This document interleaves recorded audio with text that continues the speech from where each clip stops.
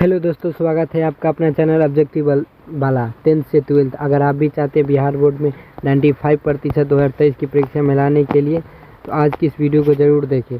आज हम Bihar board class 12th के बायोलॉजी के चैप्टर नंबर 2 के वेरी इंपॉर्टेंट ऑब्जेक्टिव करने वाले हैं, जिनमें से पहला क्वेश्चन है, निम्न में किसमें जल परागण होता है। निम्न में से किसमें जल परागण होता है? एक में जलकुंभी, बी में कमल और सी में हाइड्रा और डी में बी और सी दोनों। इसका आंसर क्या होगा? Option number B hydrilla, option number C. अगला क्वेश्चन नंबर 3, भ्रूण कोश की सेंट्रल कोशिका होता है। सेंट्रल कोशिका क्या होता है? भ्रूण कोश में सेंट्रल कोशिका होते हैं। एक में प्रारंभिक केंद्रक, बी में द्वितीय केंद्रक, सी में सहायक कोशिका और डी में ए बी दोनों। इसका आंसर होगा ऑप्शन नंबर बी द्वितीयक केंद्रक। क्या होगा आंसर? ऑप्शन नंबर बी द्वितीयक केंद्रक। अगला क्वेश्चन नंबर 4, भ्रूण कोश में कितने गुणसूत्र होते हैं? भ्रूण कोश में कितने गुणसूत्र होते हैं? एक में एन, बी में 2n, सी में 3n और डी में ए एवं बी सी दोनों। इसके आंसर क्या होगा? Option number C 3n।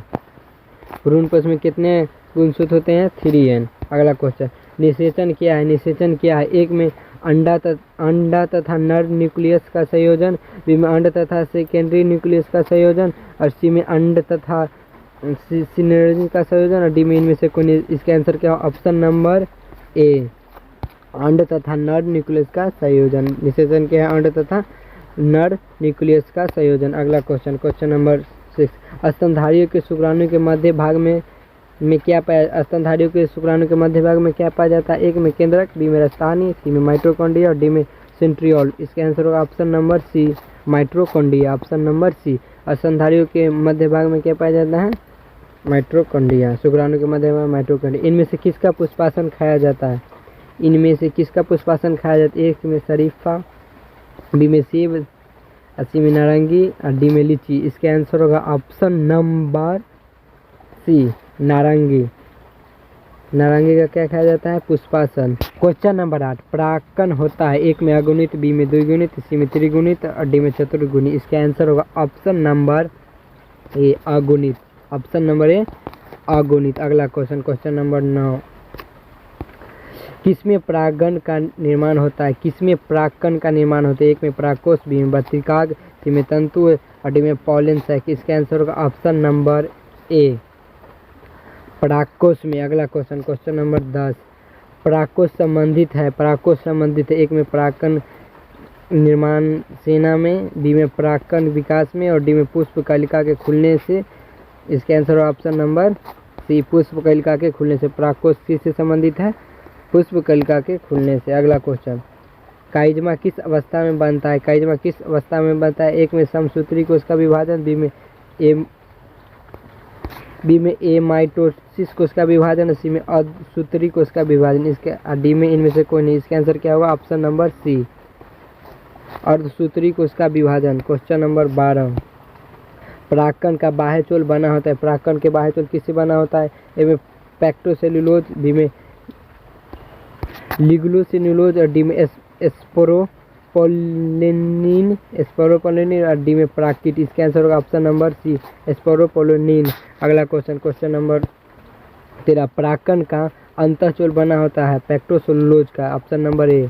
बाहरी चोल किससे बना होता है? स्पोरोपोलिन के अंतःचोल पैक्टोसेलुलोज के। अगला क्वेश्चन नंबर 14, पानी द्वारा पर परागण को कहते हैं। पानी द्वारा पर परागण को क्या कहते हैं? जल परागण।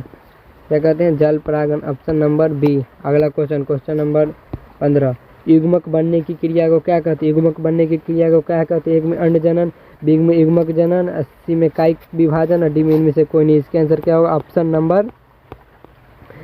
नंबर बी युग्मक जनन। युग्मक बनने की क्रिया को क्या कहते हैं? युग्मक जनन। अगला क्वेश्चन, एंटोमोफिली पुष्प में परागण का माध्यम होता है। एंटोमोफिली पुष्प में परागण का माध्यम होता है। एक में चींटी, बी में कीट, सी में पक्षी और डी में हवा। इसका आंसर होगा ऑप्शन नंबर बी एंटोमोफिली किसमें? कीट से होता है एंटोमोफिली, ऑप्शन नंबर बी। अगला क्वेश्चन नंबर 17, मनुष्य के प्रथम शुक्राणु कोशिका में में ऑटोसोम की संख्या होती है। ऑटोसोम की संख्या कितनी होती है? एक में 44, बी में 46, सी में 23 और डी में 40। इसका आंसर होगा ऑप्शन नंबर ए 44।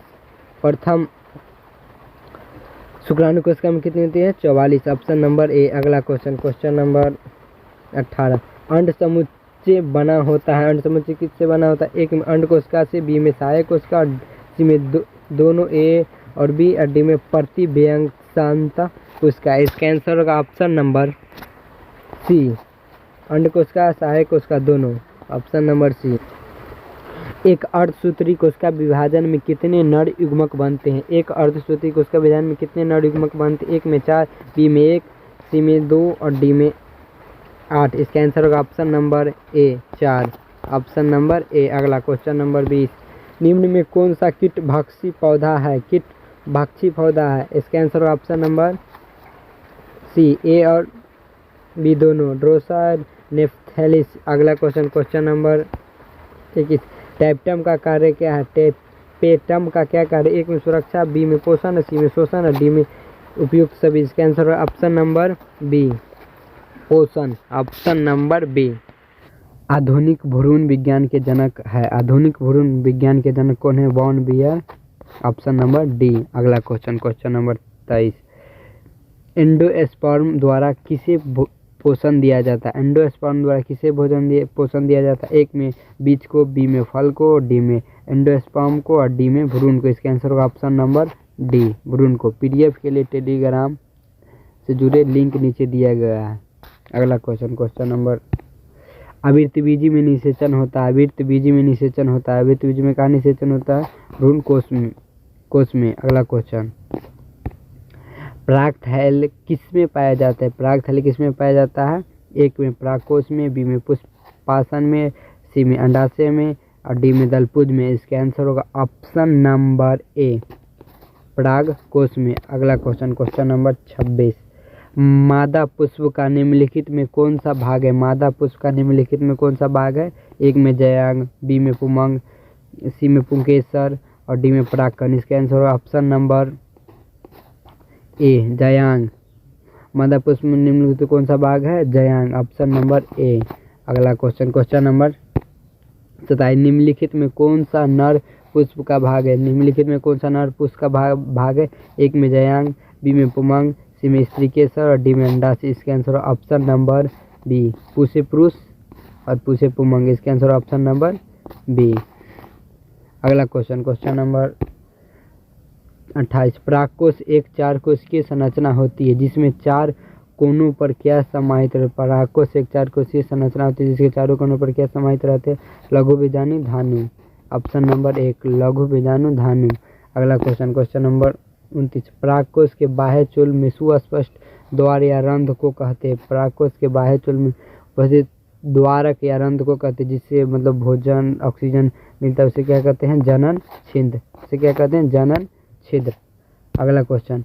एक पुष्पीय पादप में मादा जनन अंग इकाई को कहते हैं? एक पुष्पीय पादप में मादा जनन इकाई को कहते हैं? मादा जनन किसे कहते हैं? जयांग को। जयांग के इकाई को क्या कहते हैं? जयांग के इकाई को स्त्री केसर, ऑप्शन नंबर ए, स्त्री केसर। अगला क्वेश्चन। एक पुष्पीय पादप में नर जनन अंग के इकाई को कहते हैं? नर जनन अंग के इकाई को क्या कहते हैं? एक में पुंकेसर, बी में स्त्री केसर, सी में परागकोश और डी में परागकण। इसका आंसर होगा ऑप्शन नंबर ए, पुंकेसर।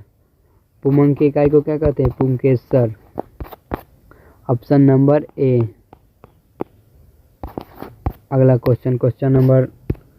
बिना निषेचन के ही बीज पैदा करने की प्रक्रिया को क्या कहते हैं? बिना निषेचन के बीज पैदा करने की प्रक्रिया को कहते हैं? एक में अनिषेक जनन, असंदक जनन।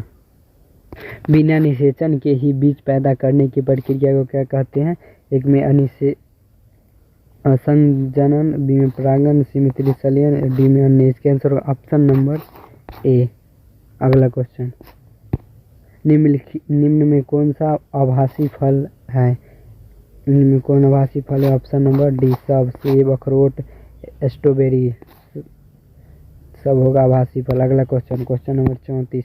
युग्मक संलयन में पूर्ण होने पर क्या होती है? जब युग्मक संलयन के पूर्ण हो जाते हैं उसके बाद क्या चीज़ का निर्माण होता है? जाइगोट का युग्मन जनन। ऑप्शन नंबर ए। अगला क्वेश्चन नंबर, स्त्री केसर के भाग में निम्न में कौन सा होता है? स्त्री केसर का भाग निम्न में कौन सा? एक में बत्रिका, सी में अंडाशय। इसका आंसर ऑप्शन नंबर डी सभी। वीडियो पसंद आए तो शेयर जरूर करें अपने दोस्तों के साथ। अगला क्वेश्चन नंबर 36, प्राक्कण किसका प्रतिनिधित्व करता है? प्राक्कण किसका प्रतिनिधित्व करता है? एक में नर युग्मक, में मादा युग्मक कोद को, 80 में ए बी दोनों, डी में से कौन? इसका आंसर ऑप्शन नंबर ए नर युग्म कोद को। अगला क्वेश्चन, लघु बीजाणु धानी में सबसे आंतरिक परत को क्या कहते हैं? लघु बीजाणु धानी के सबसे आंतरिक परत को क्या कहते हैं? टैपिटम। पीडीएफ के लिए टेलीग्राम लिंक नीचे दिया गया है, टेलीग्राम से जरूर जुड़े, लिंक नीचे दिया गया है। लघु बीजाणु धानी के सबसे आंतरिक परत को क्या कहते हैं? टेपिटम। अगला क्वेश्चन, आवृतबीजी में भ्रूणपोष होते हैं। आवृतबीजी में भ्रूणपोष होते हैं एक गुणित, द्विगुणित, त्रिगुणित, चतुर्गुणित। एक आंसर ऑप्शन नंबर सी त्रिगुणित। एंटोमोफिली में परागकण किसके द्वारा होता है? एंटोमोफिली में परागकण किसके द्वारा? एक में जल, बी में कीट, सी में जानवर और डी में वायु। इसका आंसर ऑप्शन नंबर बी कीट के द्वारा। एंटोमोफिली में कौन सा होता है? कीट के द्वारा। अगला क्वेश्चन नंबर 40, एनीमोफिली में परागण किसके द्वारा आता है? एनीमोफिली में परागण किसके द्वारा आते हैं? एक में चमगादड़ के द्वारा, बी में वायु के द्वारा, सी में पक्षी के द्वारा और डी में घेंघा निक के द्वारा। इसके आंसर ऑप्शन नंबर बी वायु के द्वारा। ऑप्शन नंबर बी वायु के द्वारा। अगला क्वेश्चन, आवृतबीजी पादप में बीज के निर्माण के समय द्वितीयक केंद्रक परिवर्तित हो जाती है। द्वितीयक केंद्रक परिवर्तित हो जाती है किसमें? भ्रूणपोष में। किसमें परिवर्तित होता है? भ्रूणपोष में। आवृतबीजी पादप में बीज के निर्माण के समय द्वितीयक केंद्रक परिवर्तित हो जाती है किसमें?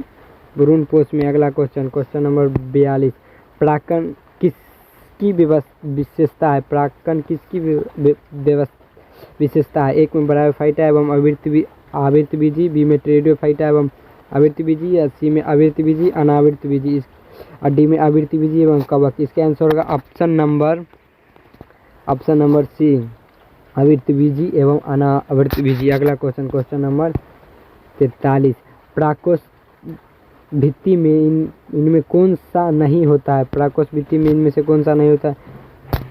एक में एंडोथेसियम, बी में मध्य परत, सी में टैपिटम और डी में इंटेगुमेंट। इसका आंसर होगा ऑप्शन नंबर डी इंटेगुमेंट। अगला क्वेश्चन नंबर 44, इनमें कौन द्विगुणित है? इनमें कौन द्विगुणित? एक में अंडकोशिका, बी में सहायक कोशिका, सी में द्वितीयक केंद्रक और डी में एंटीपोडल कोशिका। इसका आंसर होगा ऑप्शन नंबर सी द्वितीयक केंद्रक। नाम से यह स्पष्ट है, द्वितीयक केंद्रक। अगला क्वेश्चन, भ्रूणपोष की उत्पत्ति किससे होती है? भ्रूणपोष की